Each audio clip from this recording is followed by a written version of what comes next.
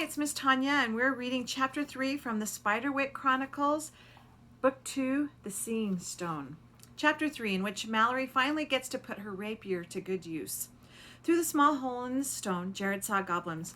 There were 5 of them, all with faces like frogs and eyes that were dead white with no pupil at all, hairless, cat-like ears stuck up from their heads, and their teeth were pieces of shattered glass and small, jagged rocks. Their green, bloated bodies moved swiftly over the lawn.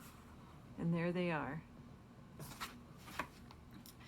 One held a stained sack while the rest scented the air like dogs, moving in the direction of the carriage house.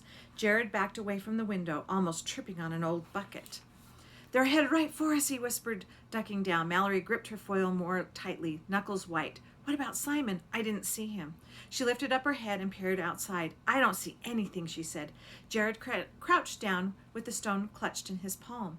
He could hear the goblins outside grunting and shuffling as they got closer. He didn't dare look through the stone again. Then Jared heard the sound of old wood snapping. A rock hit one of the windows. "They're coming," Jared said. He shoved the guide into his backpack, not bothering to buckle it. "Coming," Mallory replied. "I think they're here." Claws scraped at the side of the barn, and little barks came from beneath the window. Jared's stomach turned to lead. He couldn't move. "We have to do something," he whispered. "We're going to have to make a run for the house," Mallory whispered back. "We can't," Jared said. The memory of the goblin's jagged teeth and claws wouldn't leave him.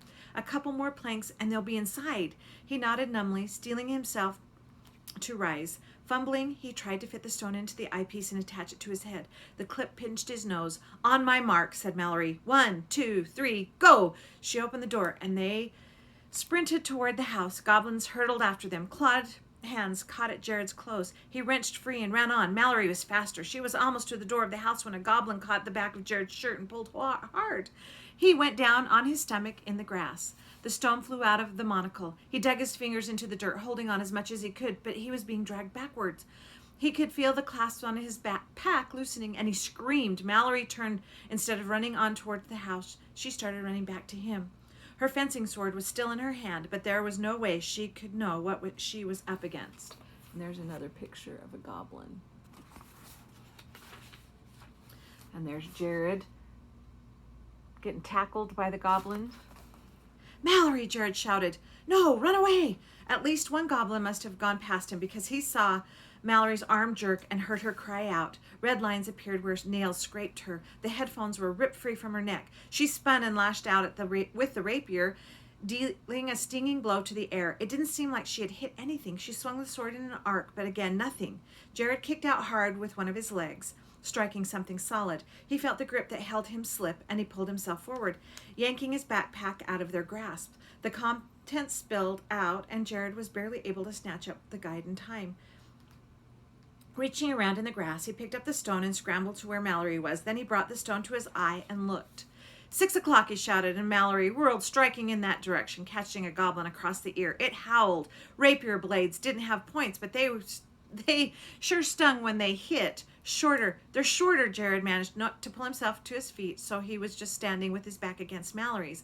All 5 goblins were circling them. One lunged from the right. 3 o'clock, Jared shouted. Mallory knocked the goblin to the ground easily. 12 o'clock, 9 o'clock, 7 o'clock. They were rushing all at once, and Jared didn't think Mallory could possibly manage. He hefted the field guide and swung as hard as he could at the nearest goblin. Thwack! The book hit the goblin hard enough to send it sprawling backward. And there they are, back to back, fighting the goblins.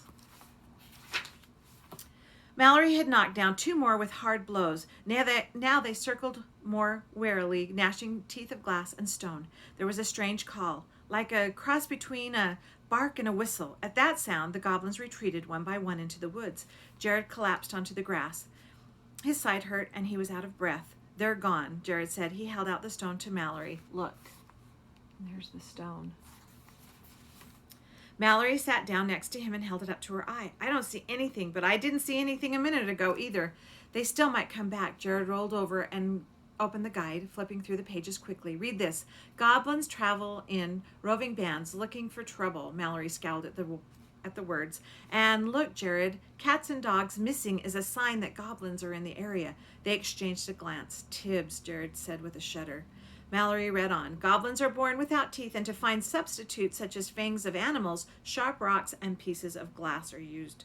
But it doesn't say anything about how to stop them or where they might have taken Simon. Mallory didn't look up from the page. Jared tried to keep his mind from imagining what the goblins might want with Simon. It seemed pretty obvious to him that they did what they did with the cats and the dogs, but he didn't want to believe that his brother could be eaten. His gaze fell on the illustrations of those horrible teeth. Surely not. Surely there was some other explanation. Mallory took a deep breath and pointed to the illustration. It's going to be dark soon, and with eyes like that, they probably have better night vision than we do. That was pretty smart. Jared resolved to write a note in the guide about it when they got Simon back. He took off the eyepiece and slid the stone into the glass again. But the clamps were too loose to hold it. It doesn't work, Jared said. You have to adjust it, said Mallory. We need a screwdriver or something. Jared took a pocket knife from the back pocket of his pants. It had a screwdriver, a little knife, a magnifying glass, a file,